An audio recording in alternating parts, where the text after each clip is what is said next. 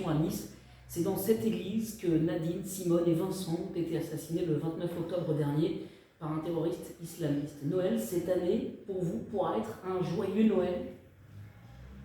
Alors c'est sûr que si on prend une vision très commune de Noël, ça ne pourra pas être un joyeux Noël quand on perd quelqu'un, mais je pense à beaucoup de familles qui perdent un membre lorsque d'une maladie ou d'un accident, et ce matin, hier matin, on a 3 gendarmes qui ont été tués, une femme qui a été assassinée et l'assassin a été en fuite.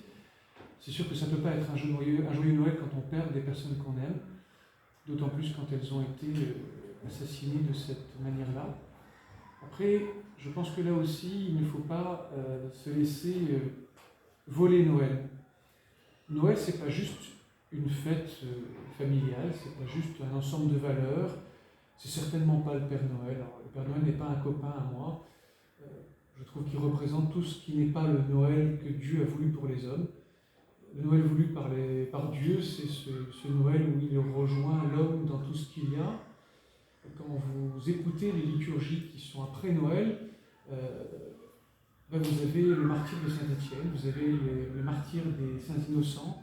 C'est-à-dire que dès que Dieu réalise son projet de salut, à Noël, on voit le petit enfant Jésus. Alors peut-être qu'on a une image jolie avec des beaux bébés qu'on met dans la crèche, mais non, il y a aussi ce mystère de la mort et de la résurrection qui va commencer aussi là.